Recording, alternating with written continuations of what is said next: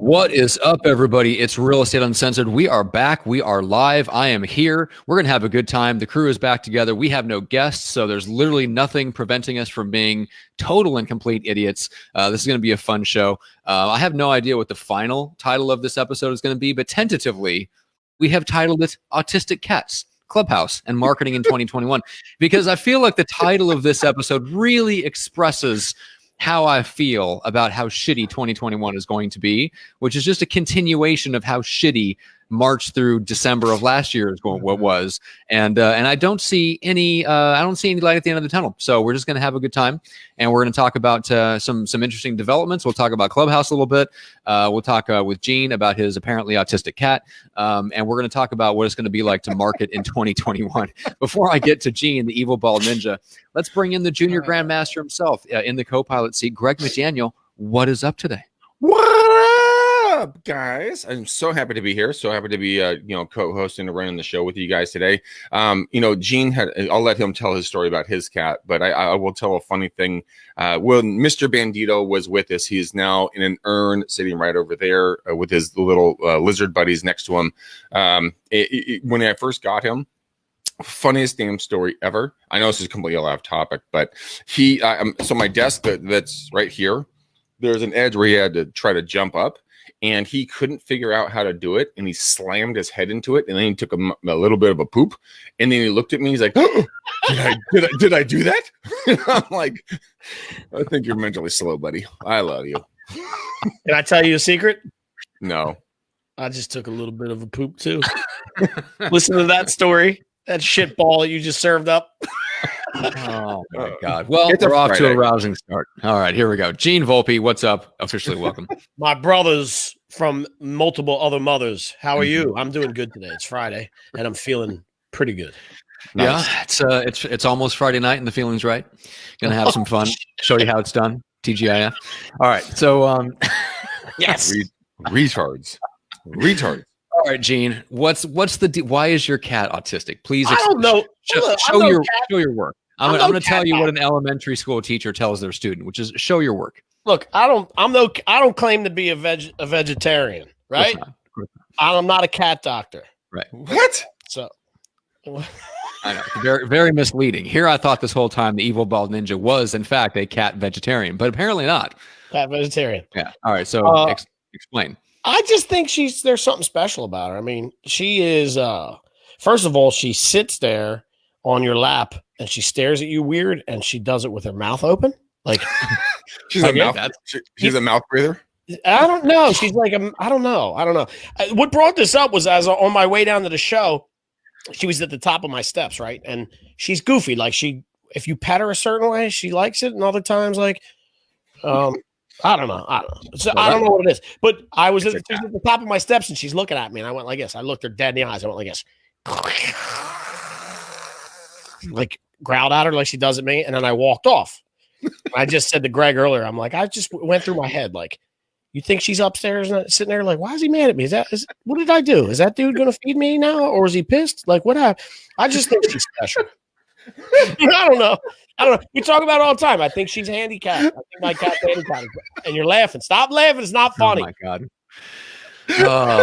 These are the deep thoughts we have in between episodes of this show. Oh my God. I don't even know what to say. I'm just dying laughing right now. I'm sorry, but we should probably get to some real estate content. I do have a real question. Yes, I do have a real question. We'll come back to the autistic cat in a second. There's a question that caught my eye in the lead gen description objections group. We haven't done one of these in a while, so for those of you who used to listen to the show starting a couple of years ago, we used to do a lot more of these, answering live questions from various Facebook groups. So we don't do it very often. So I'm just going to pluck one out of the clear blue sky. How do you respond to a buyer who's hesitant due to the uncertainty in the economy? Greg, let's throw it to you first.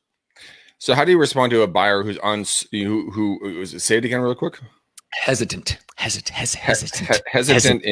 the local market. Yeah, well, you go right back down to what need or desire. I mean, Mr. and Mrs. Buyer, I understand that this market is incredibly crazy. You just went through an election. We have a lot of uncertain things that are taking place on multiple different levels. Help me understand exactly why you're thinking about buying right now. Once you get into that, then you understand their why. Once you figure out their why, then you can advise them, and you advise them without attaching the dollar sign to your time. Because once you say, hey, Matt, Julian, you're 3 obese, wood denting, insulin sucking little troll babies, if we need to get it into a concrete building because they've been crushing through the wood floors and all the previous buildings, houses only. Exactly. No basements. We can't have any subflooring. They will go right through that shit. Right through the subfloor. So as soon as you tell me that, I say, okay, not a problem. I understand. Let's take a look, and let's look at the market. Let's look at the interest rates, and then let's find you something that's going to make sense for you, because you have a need, because your kids are falling through the floors, and child protective services are going to come running towards you, and it's just going to be a whole huge problem. Medical bills, the whole thing. It's huge. Broken legs. Exactly. Yeah, broken legs. But I would tend to agree. I mean, to me, there is a lot of uncertainty in the economy, but you're not the one betting on the stock market. Buying and selling a house is a long, slow, traditional process. It is not, influenced at the level by the daily machinations of the stock market. No. We're talking about I don't see, I was talking to my cousin yesterday. He runs an Edward Jones office, like an investment office back in Nebraska. He was talking about the possibility of interest rates going back up again and stuff like that, and he just refinanced. And I was just my first reaction to that is the around the margins that will affect a few people that are in the middle of a transaction, but big scope of things, I don't see them making big changes to interest rates anytime soon that are going to affect the average person, because politically, just the only time you can really get away with interest rates going up is in the first couple of years of an administration. So they may go up for, the next year or two, but as soon as it gets back into campaign mode, a year and a half out from the next presidential election, interest rates are going to start creeping down, because nobody wants to have a terrible economy coming into an election. Right. And so, yeah, the whole, there's so much about the economy that is now disconnected from the normal ebbs and flows of life, and it's political, so to me, it's if you're a homeowner, you got to make a decision based on what's good for you and your family. Because if you think you can time the market, time the economy, and that the only good time to make a move is when the economy's good, it's well, then you'll never move. Yeah. Oh, Matt, I got to tell you something. I was digging through the archives, and I just found a family photo of you guys. Yeah. Sounds about right. I haven't seen that in a while, I guess. Gene, what are your thoughts on that? You're going to hate my thoughts as a real estate agent. Yeah, as a real estate agent, you're going to hate my thoughts. I'm saying time the market, right? So I was even saying today to one of my clients, I'm shocked that I shouldn't say I'm shocked. I find it interesting that people are out there lining up to buy homes, knowing that the prices are inflated the way they are right now. Mm-hmm. And I agree. I think here's what I think. I think if you're in a position to wait it out a little bit, you're just going to buy your way into equity and profit. It's just the way that it works, as opposed to getting into a place for 440 then in a year from now is only worth 380. Now, the flip side of that is this. If this is a 5 to 7 year move for you, wait. If it's a 25-year move, then it doesn't really matter that much, right? If you're really going somewhere where it's going to be the last stop, or close to it, right? I think it doesn't make any difference what you pay for, because 25 years, the mortgage is going to be paid off. It's going to be worth way more. There's nowhere safe to plant your money where you can go, oh, I'll just let my money sit and grow for the next year until the economy crashes, and then I'll buy. It's well, yeah, but you're depending on what you do with your money's going to shrink along with it, most likely over the next year, or it'll be taxed to death in California if you try to leave. So I would tend to agree with that, Gene. That's my perspective. I'm still shocked. There's a whole segment of the public that seems to be a little bit oblivious and just kind of keeps on going on buying and selling real estate as if things are kind of normal, as if this is a good time to do it. And yeah, I feel like this is another kind of top of the market event. To me, it's inevitable that the market, something major happens to the real estate market and it comes back down. The only question is what pops the bubble and when does it come down? But I think there's plenty of people out there that just don't agree. They don't believe that. So they're just going to keep buying and selling. And I think if depending on your strategy and what the long play is, that's probably okay at certain points, right? Like, well, like you said, if it's a really long play or, something like that. Yeah. yeah, and I think you got to think from the other side too. Like right now, one of the things that's driving up prices are investors. Mhm. So I've had a couple scenarios happen to me in the last couple of weeks where you would think a property's worth X, and in turn, there's a bidding war, and that said property becomes X times 2 overnight.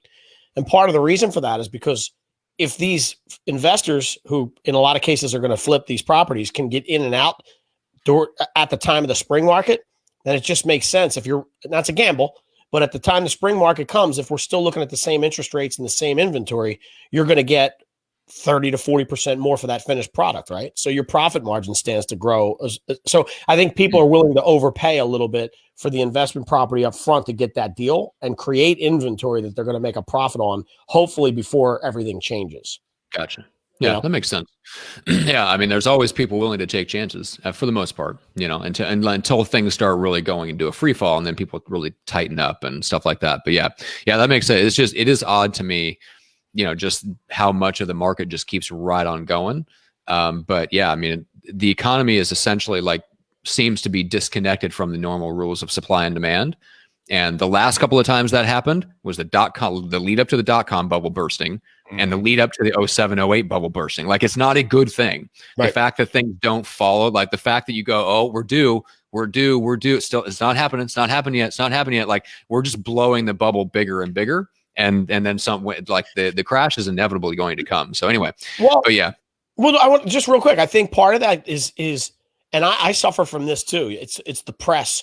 If you're a gambler, mm-hmm. I love to bet on a game with my own money, win that bet, and then press the house money. Right? In my head, I think free money. Where some people would take the grand, pull it out, and run with it. Right? I take the grand and try to double down. Then I want to turn it into 2K. I want to turn it into 4. And I push and push, and that last time I push, I drop it and lose it all, right? Now, it's found money, so it doesn't matter in my world. But some people would look at that and go, dude, if I had $2,000 like that, I would take it, run down the street, and buy something with it. Okay, mm-hmm. I get it.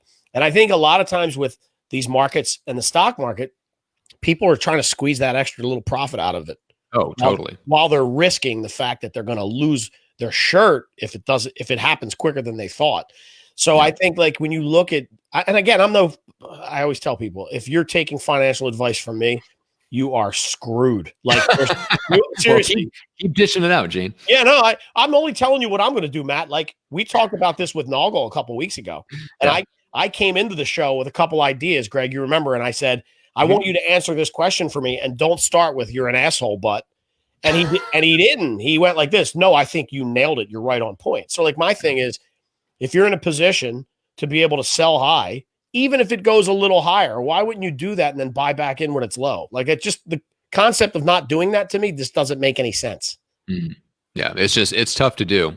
It's like we talked about in that episode. It's hard for anybody, even really smart, successful people. It's hard to watch everyone else run off a cliff and not go off the cliff with them. Right. Even if you suspect that's what's happening, everybody's running towards the edge of the cliff. It's really hard to be the person that just fights the flow, And when it comes to advising a buyer, yeah, if they want to move and they're hesitant, man, I'd be hard pressed. I wouldn't push them just from my own interest of making the commission. I would really have to step back and get into their need, wants, and desires. Because if it wasn't a need, I would tell them hey, maybe you do sit on it. Not because you should be in fear about the economy, but just because if this is all it takes to make you uncertain about moving, then maybe now is just not the right time for you. Maybe it's not truly a need. Maybe it was just a want. Maybe it's just a wild hair.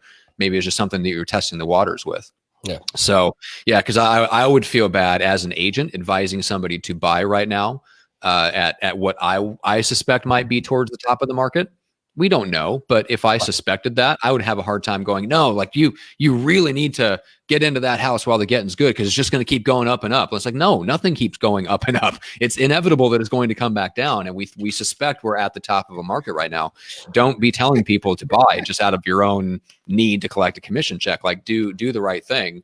If in your eyes, if you believe that that's an issue, then do the right thing and make sure that the people that you're working with, the buyers, actually do need to move, and it's not just a want to, because now might not be the best time for them if it's just a want to. Yeah, and therein lies the conundrum. As humans, It's very Right. difficult for you to take money out of your own mouth willingly. And by me saying to you, now It might is. not be your best time, is me taking food out of my mouth. So I get that. I get the dichotomy of that. It's like I need to make money, and here I am trying to not make money at the same time, which is why I think it's important that if you understand all of your business in totality and the things that you can use and leverage and use as a fallback. Like if you could go to somebody and say, did you know that you can do X, Y, and Z? And if you do X, Y, and Z, that will make the fall of the market easier on you if you do go ahead and buy this house. And people go, oh shit, I didn't know that. Like, in other words, if you go out and pay $40,000 more for a house today because you need to, does it hurt you if you have $40 million in the bank? No. No, right? Like that's a play. But if you're struggling to, if you're trying to get seller's commissions, which you're not going to get in this market, or you're trying to hold an extra $15,000 just so you can furnish the property, and this potential bust can hurt you, right?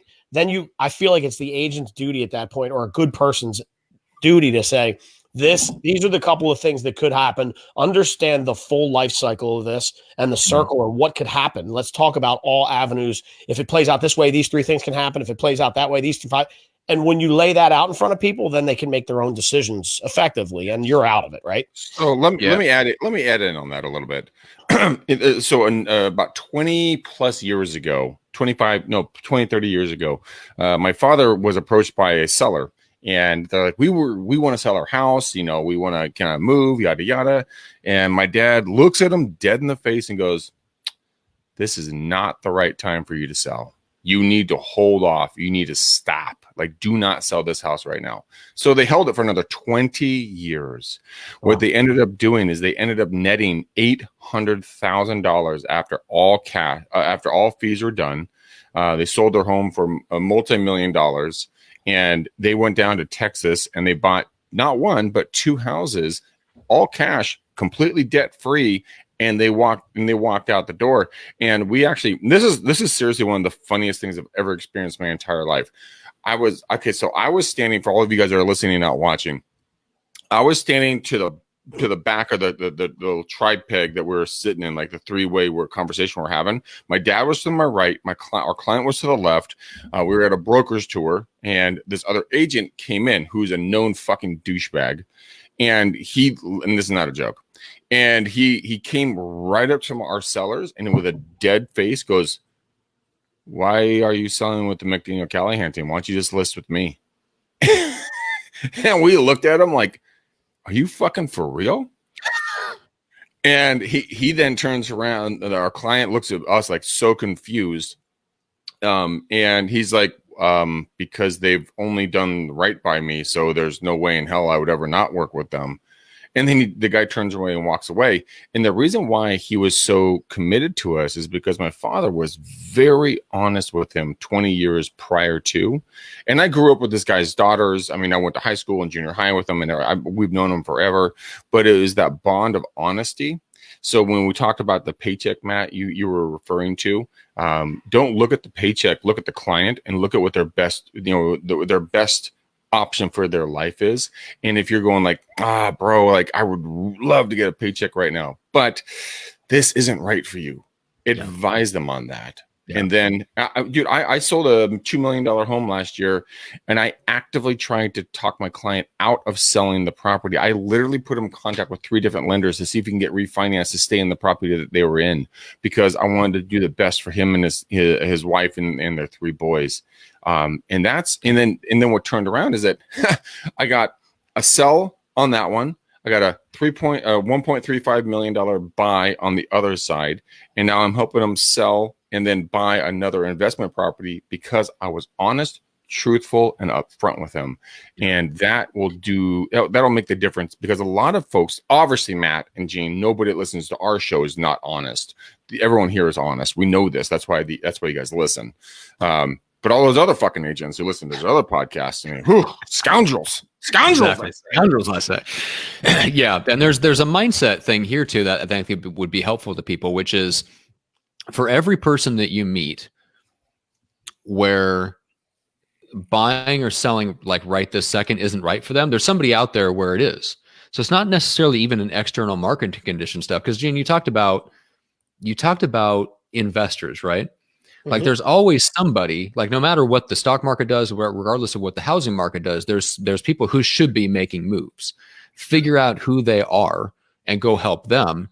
So like you have to keep that in mind that, Gene, you can look at it as I'm going to give up a paycheck now for the future. And you can look at it that way. That's one way. Another way to look at it is this person may not be the right ideal client for me right now, but somebody else out there is. Let's go. If making a move right now isn't right for this person, let's go find the person out there who it is the right time for them to do something, right? So if it's not the right time for somebody to buy because it's the top of the market, well, guess who should be doing something? Well, it's the people that's selling. Well, go help the sellers, and don't represent the buyers. Go represent the sellers that need to sell right now. So there's always somebody out there who should be making a move and should be doing something. So whatever that obstacle is, there's a flip side of it. And that's a mindset issue. And I think a lot of agents get down like we so look to the external economy to kind of drive how we feel about the real estate business, and all the way down to whether we do 8 transactions or 12 transactions this year. It's like, well, the external economy has nothing to do with whether you do 8 or 12 transactions this year. Like if you want to double your business, you can do it even probably while the economy's in the Great Depression, for all I care. It has so little to do with the external economy of whether you actually hit your goals as an individual agent. But I see a lot of agents blame the external economy for what's going on. Well, it's hard because XYZ. It's like, well, it's always going to be hard because of something. Right. But if it's hard for one particular set of clients, there's some other set of clients that this is the right time for them to do something, and go find them. And so, yeah, I just wanted to make that quick mindset point. Yeah. I love that. Actually, for all of you guys that are listening, Matt's background has changed once again. Our good friend Nick Sakis made a hilarious comment. It is a completely black wall behind with a lamp over his books. And it reads, Matt, your background is a lot like your soul, dark as night. Smiley face. When you're so pretty, you don't need a fancy background. You have a Johnson face. Thank you, Nick Sakis. That's awesome. I appreciate that. Very kind words. Sort of question mark. Yeah, exactly. Yes, I do enjoy my black background. This is a chalkboard wall behind me. I very much enjoy it. It has made my place a little bit darker on the inside, so I supplemented it with extra lighting and stuff. But like I like it. Like your soul. Exactly, like my soul. It needs to be supplemented with external lighting. Your piece of coal of heart. Yes, we know all about that. Let's jump back to this really quickly. I mean, I love making jokes about this all the time. Gentlemen, give me your thoughts. And if Gene, if I cut you off, please cut me off. I have been literally like crack addicted to Clubhouse for the last probably 2 weeks. Like I'm on this shit literally at 5:30 in the morning, like listening to people, and I'm sitting there going like, why am I on this so early in the morning? Are you guys on this? Have you guys participated in it? What's your thoughts on it? I think there's a lot going on here, and the visibility that I've received and the people I'm being able to meet is just astronomically crazy when it comes to getting your name, your voice, and your brand out there. So, Gene, let's jump with you and go from there. Well, first, let me say this. Stop playing coy. You know I'm on it. We've been on stage together. I know. I'm just asking questions, shithead. I know. I'm just teasing you. I also know that Matt Johnson is on it because it took me 45 hours to find the one and only Matt Johnson, because you can imagine there's a couple on there. What is it? A big Johnson or a small Johnson? Is it a micro Johnson? It's a Johnson with some kind of fancy drink. Right? What are you drinking in that picture? It's some kind of cocktails at this place in Coronado. It sure is some kind of cocktail. So I am on it. I followed you. I expect to follow back, sir. And yeah, I'm on it. Here's the good part for me, I think. Well, the good and the bad part. I have an Android phone, and I don't have any Apple products except for my MacBook, and you can't get it on a MacBook. So I broke the mold, and I said to my daughter, "Where's your old iPad at? Give it to me." So I made her charge it, and I'm using her iPad just to download that. And I keep it at my desk in my office, so it's not on me all the time, which means I'm not on Clubhouse all the time. So I pop in and out while I'm in the middle of a call. I was just on it I'm on it right now as we're doing the show because I don't care so much.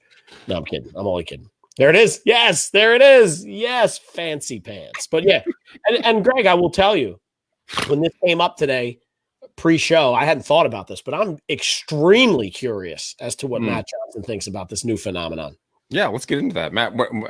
I mean, we got to share a room. We got to create a room. We should probably do a post REU room to go over Q&A and do some personal stuff. We should probably build that in a little bit. Matt looks so pumped to have interactions with humans.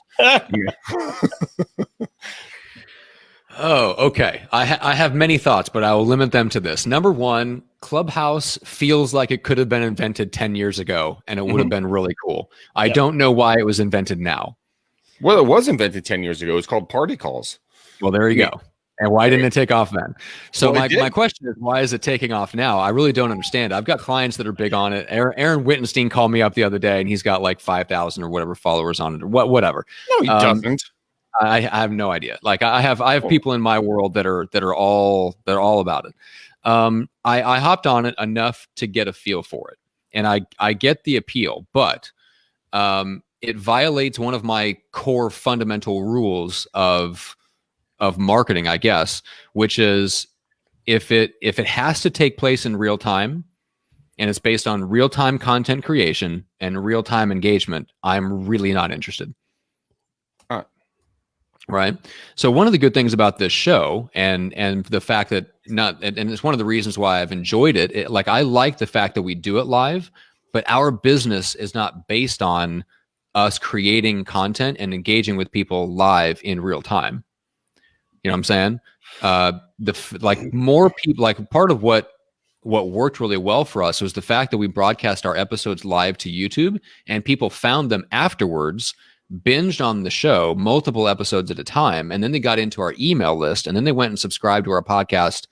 You know what I'm saying? Like all this is it's like if this had come along before podcasting, then podcasting would have been like, oh my God, this is like Clubhouse, but time shifted. I can listen whenever I want. It's like, well, yeah, that's the point. Like, but podcasting came first. It's already time shifted. It's already searchable. It already has a long shelf life. You know what I'm saying? So to me, podcasting has way more advantages over Clubhouse. Clubhouse is like live podcasting, except you can be interrupted and you have to network on top of it.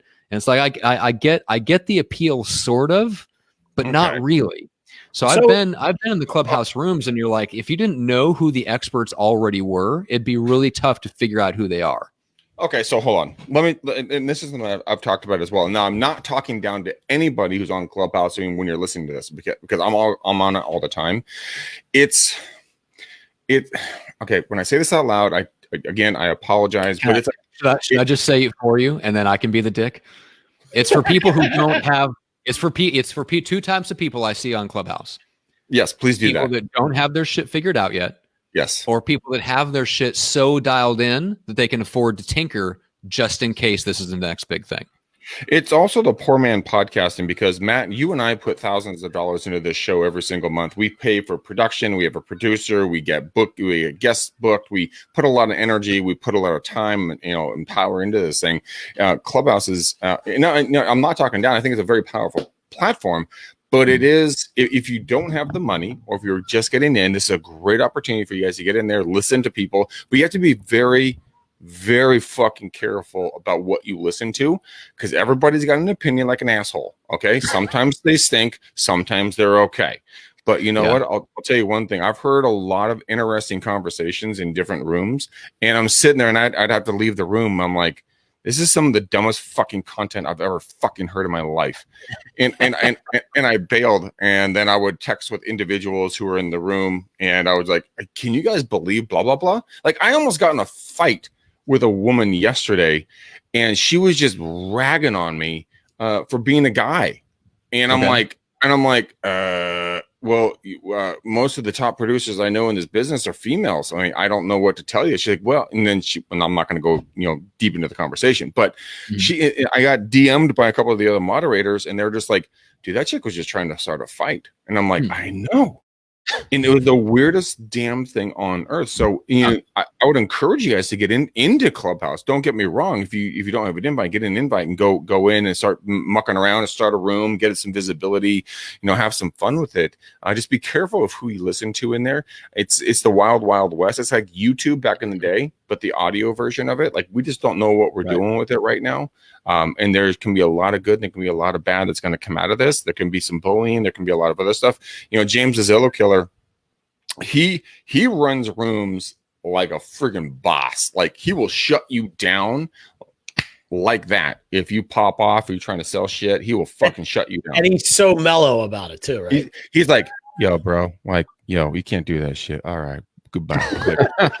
And you're like, is that a subtle threat? I think it was. That's awesome. If you're going to shut people down, might as well be it very nicely. Oh, So my wait, God. Let me jump. Yeah, go ahead. Can I jump before you jump on the next one? I think there's a huge, huge element of FOMO. Yes. Oh, right? God, yes. So this is what I want to go back to what your point was before. You don't get it. Why is it? And how, like, a podcast is something that I can go back and revisit. And I think there's two pieces to this. One is, you can't come in if you're on Android. You need an invite, right? So all of a sudden it creates that level of, wait a minute, what do you mean I can't come in? Like, my thing is, dude, I'll come wherever I want. I'll figure it out. I'll get there, right? Like, that's how right. I react. That's what he said. That's right. We need to pull that clip out. Yeah, like, I want you to tell me you can't have that. Okay, watch this. Like, I can't have an invite to. First of all, I told Greg last week, I think it's hilarious. He said, "Do you think it's going to last?" And I was like, "No." And he said, "Why?" And I said, "Because Android users are all grown ass adults, and this is a platform surrounding people that have iPhones, right? Like, there's no way it lasts." No, I'm kidding about that. But there's that, and there's also, I get pinged, and it's like, Greg's in this room with Matt Johnson, Aaron Wittenstein, James the Zillow Killer, all this stuff, and I'm like, oh, I got to get in there because there's no chance there's a replay here, right?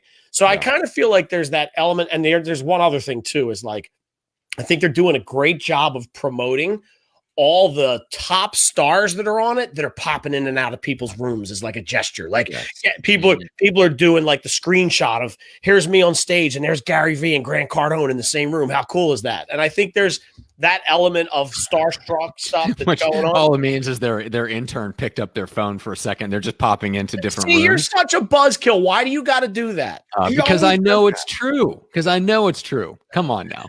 But I really think that's the element of it. I'm very, very curious. What's going to make or break the platform is going to be completely how they roll out their advertising program. They can't go too long without making money. They got to figure out how to monetize it as it gets bigger. What's that look like? And then at that point, I'll be able to tell you if it's going to stick around. Well, I mean, it's the audio version of Blab, right? And here's the reason I really like this app, and why I think there's a lot of value to it, is that I'll go for a run, or like girlfriend and I'll go for a run or something like that.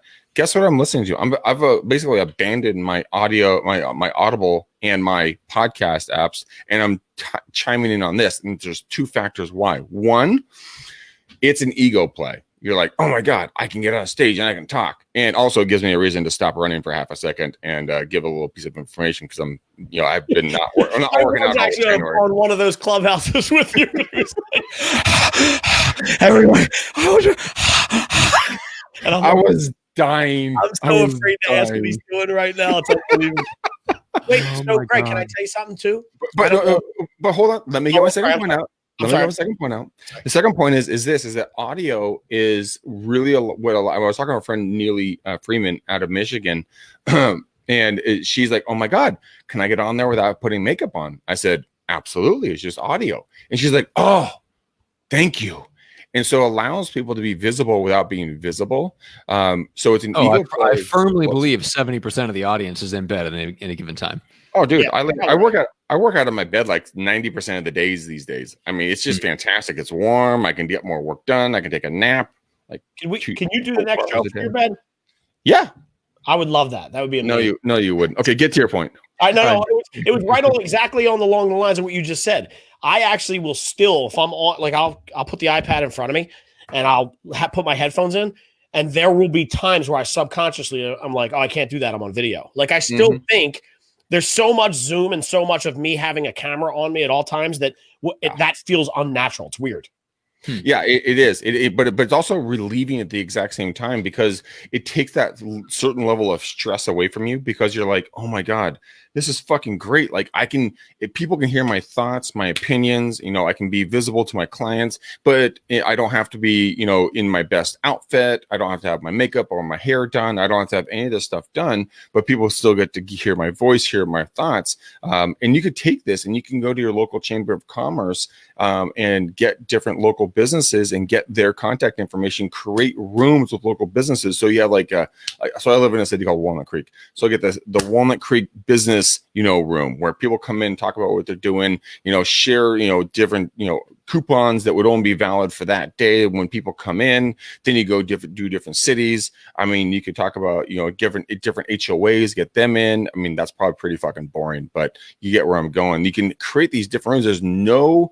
There's nothing that's going to stop you. And you can invite all the people that are ranking in there, because the way it works is that, let's say I start a room, right? And then I invite Gene and Matt. Well, once they come in, then their people are notified that they're in the room. And then that trickles down. And you keep inviting people in. So you get to meet people you've never met. There's a real powerhouse play here, but you have to do it correctly. Gentlemen, thoughts? Well, to me, it thrives on two things that are in abundant supply elsewhere, especially in the business world, right? So those two things are ideas and connections. And when I hear people talk about Clubhouse, it usually comes down to those two things. Oh, I get all kinds of ideas and I meet all kinds of new people. It's like, well, guess what? You can get ideas and connections from Facebook and from Instagram. Like that, there's no real genuine scarcity of either of those two things. Ideas are a dime a dozen. This is why I don't tell people to get into random masterminds, because ideas are part of the problem. Like you don't need necessarily a better idea. You need better execution a lot of times. And when it comes down to especially agents, there's, you don't necessarily need a new idea in real estate. A lot of it's just execution on what you already know. And when people say that they get a lot of great new ideas, the problem is all those ideas go into something called a to-do list. And if your to-do list only ever gets longer, that gets old. Yeah. You know what I'm saying? Like your to-do list ideally should get shorter, not only because you're accomplishing things, but because you're refining down your goals and what you need to do to the shortest possible list of things. So to me, the people that really have that fit, this is the difference between people that get to 6 figures and people that get to 7. Like when I look at the people that I admire that run either they run multiple 7-figure businesses or their businesses are in the multiple 7 figures. Well, thank you, buddy. I appreciate that. Yeah, I'm definitely talking about you, Craig. They're wildly focused. They're not actively looking for new ideas. The only place they're looking for quote unquote new ideas is if they've really focused in on one specific part of the business that they're trying to improve, and they're brainstorming in that one specific area. I talked to Lance Loken one time. Do you guys know who Lance Loken is? I do not. Oh, that sounds familiar. So he's one of the top guys in KW. I think his team sells something ridiculous like 1,500 or 2,000 homes a year. I think he's based out of Houston, if I remember right. And so what he told me, I'm like, what's your goal for this year? Like, what are you guys working on as a team right now? He says, really, honestly, we're working on one thing. We're only tracking one metric. I'm like, okay, well, what's that? It's like, it's the percentage of how many people actually show up to the appointments that we set. So right now it's like at, 75%. We're trying to get it up to like 83%. I'm like, that's it. You sell thousands of homes a year and you're focused on that one metric of appointments kept to appointments made ratio. He was like, yes. So that's the kind of stuff I'm talking about. So if you're the problem with Clubhouse, and it may take off and it may not, I don't have a crystal ball on that stuff, but the bottom line is the reason why I'm not spending my time there is because I'm not interested in ideas and connections in general. I'm only care about ideas in the few very specific areas where I'm trying to improve my business, and I'm only open to new ideas in those few specific areas. So what do? I go to YouTube, I go to podcasts, and I go to my network, and I see what sorts of trainings or people that they've hired that have ideas in those very specific places that I want guidance in. and I try to find the best people that I can find, and I only listen to them. I don't listen to everyone. I don't listen to random people. I don't listen to Clubhouse and go, hey, I'm going to run Facebook ads. So I'm just going to jump into random Clubhouse rooms about Facebook ads, because who knows who you're listening to if they actually know what they're talking about. So anyway, so when it comes down to like focus, I don't think Clubhouse is built on a genuine scarcity. It's not built on a scarce resource, at least from what I can tell. No, it's not. And Jen, I want you to get your opinion on this. It's not, and that's what I told you before. Like, you have to be very careful of who you listen to, because you can listen to a lot of folks who look. And then James says this all the time. Like, he only surrounds himself with practitioners. So, like, I'm honored to be, in his inner circle. But there's a lot of people that just speak out of their ass. And like Matt, like you're saying, you have to be very. You have to be very certain of who you listen to and vet them out and understand that they actually know what the fuck they are talking about. Because if I was going to start a chicken farm, I wouldn't know what to do with a chicken farm, but I could get on YouTube and talk, get on Clubhouse and talk about raising a chicken farm. I was going to say, Greg, I would love to hear some of your strong opinions about chicken farming. Please, can we please take a diversion into Greg's advice on chicken farming? Shut up. But you're right. I mean, it doesn't take much to sound like you have a good sounding opinion. And I see this a lot. Like, you get into Facebook groups for entrepreneurs, and you see some of the advice being given, and people are going, oh yeah, great idea, you should do that. I mean, I see this from internet marketers that get into real estate. They get into selling products for real estate. Oh, we'll just do this and we'll whip up a product and we'll sell this and we'll build an email list and we'll make a ton of money selling stuff to real estate agents. And I'm like, you have no idea what you're getting yourself into. Yeah. You know what I'm saying? But it's because they don't have any experience in the space. But they can talk a good game. But here's the other side of this. And then, Gene, I'm sorry for cutting you off, but I just got this one more thought. Right. You know what? We have our good friend of the show, Ashley Chapman. She's a young 25-year-old, just fucking assassin out of San Diego that is just dominating when it comes to investment side of business. Dude, this chick made $530,000 last year doing in flips. Nobody's really ever heard of her. But I brought her up on stage. I got her talking, and people just were melting like butter on an oven because she knew what she was talking about. So you have dipshits, then you also have practitioners that you've never heard of before. So that's kind of running the gamut, right? Are you listening to Dum Dum, or are you listening to an assassin? You just need to understand, and that's the cool part about it, is like, she's unbelievable, and nobody would have ever heard of her before. Without getting on stage. That's what podcasts and YouTube channels are for. Like, you can do the same thing. You can put people on stage, give people a platform. Antonio mentioned something interesting, which is, I think, part of the appeal right now, and it's not going to last. Antonio says, Clubhouse has given us, quote unquote, little people a seat at the table to speak and ask direct questions of people killing it in their field. And then he, mistakenly lists Greg as among those names. Yeah, and not me. It says, i.e., Greg, James, etc. That's the exact quote. Yeah. Okay, so here's the thing about that, is that only lasts for a little while. You know what I'm saying? Like if Clubhouse actually, if the advantage to Clubhouse is stuff like that, then Clubhouse's success will eat itself. Right? Because if that kind of stuff only works when like Nick Sacca says, it's like a tailgate you want to get invited to. Well, when the tailgate gets over 20 people, it's not a tailgate anymore. It's a party with a bunch of people you don't know. Yes. And at that point, it gets less effective. So if the appeal of Clubhouse is working because of all these things, like the intimacy, the fact that you have access to people you never have, quote unquote, access to, like all those things, those advantages are going to go away once it goes mainstream anyway. So it's like you lose all those advantages anyway. They're not sustainable. They're not sustainable advantages. They go away the more people join the platform. And the other thing about it is, like who, I don't know. I have a weird relationship with like influencer stuff. I don't care. So like, I don't care if I get to ask Gary Vee a question. Fuck it. Who cares? There's so many jokes on that one. Yeah, like what do I care? Gary Vee is not going to walk away from that Clubhouse going, man, that Matt Johnson, he was really awesome. I really want to connect with him. No.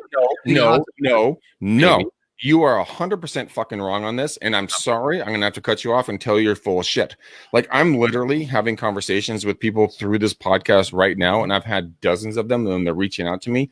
A couple of the folks that I'm connecting with, They have hundreds of thousands of followers. They are internationally known, and they're reaching out because they got value from what I shared in the Clubhouse rooms. So I understand your point of view on that, but my dear beautiful friend who resembles a singer we're not gonna say, you are wrong. There is so much value. Wrong. It's whether it's sustainable or not. I'm not going to put my energy into something that I don't think is going to last. That's the difference between you and me. So Howard brings up a good point. Howard says, okay, then it goes away. Is that a problem? And in the big scheme of things, over the long term, yes. Over the short term, no. No. If you're okay with it being a short-term wave that you ride and then you expect it to end and then you get out, that's one thing. But what are you going to do when the wave ends? Will you get more people on your email list? Are you going to get more people following on Facebook or listening to your podcast? Maybe. But if you don't get that, if you don't capitalize and get them off of Clubhouse and following you in other ways, then that wave does you no good. Let me say something real quick. Wait, let me say something real quick. Okay, then I'm going to jump in. I'm going to cut Matt off again because I think you're fucking wrong. Well, yeah, no, I don't think you should have just called this the Clubhouse Smackdown. I knew it would go this way. I knew as soon as I opened my mouth, Greg was going to disagree with everything I said.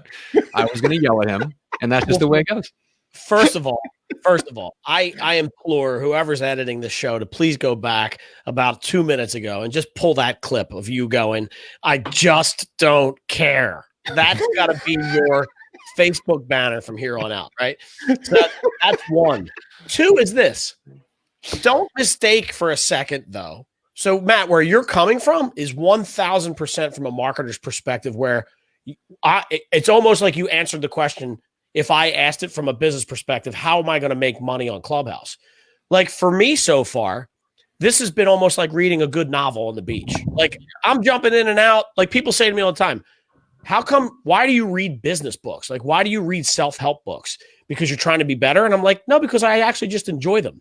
So I may take a full book on, that 80-20 rule was a great book. I loved it. Most people would look at that and go, that's the dumbest thing ever. But I actually enjoy it. And I like other people's perceptions and takes on things that are happening in the world. I mean, it could just as easily be a political novel, right? Like I just like it, right?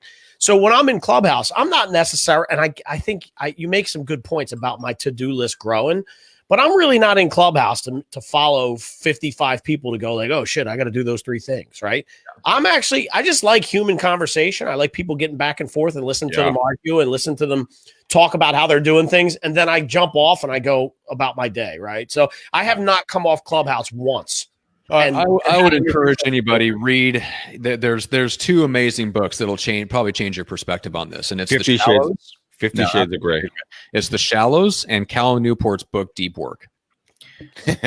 You read either of those books, and it will scare the shit out of you for the future of our society. Or just go watch The Social Dilemma on Netflix. I love that movie. Love it. So here's what I've noticed about myself: the more that I fill up what should be downtime, the less energy I have for the high cognitive mental tasks that actually grow my business.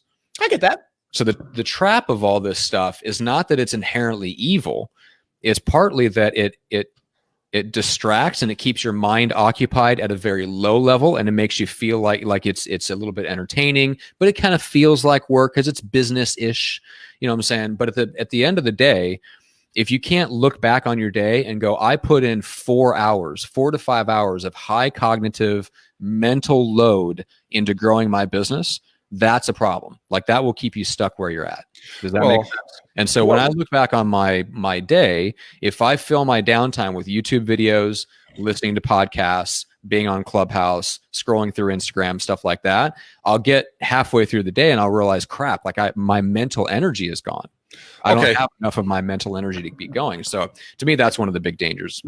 Okay, so I understand where you guys are coming from on this. I know Gene has his mouth open. Hashtag Greg is Batman. Yeah, Greg is Batman. Yes, thank you, Tony. I appreciate you, brother from another mother. But here's the thing.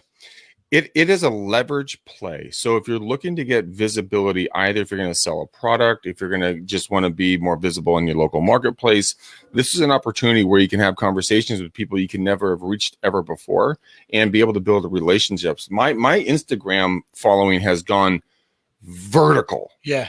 when using this. And guess what? The reason why I say this is so powerful is that in COVID or in any other circumstance, being visible, being available to other people that you can give knowledge to is a value add asset. Now, yes, okay, could it go away? 1,000%. It could be 100% a blab. It could definitely go away.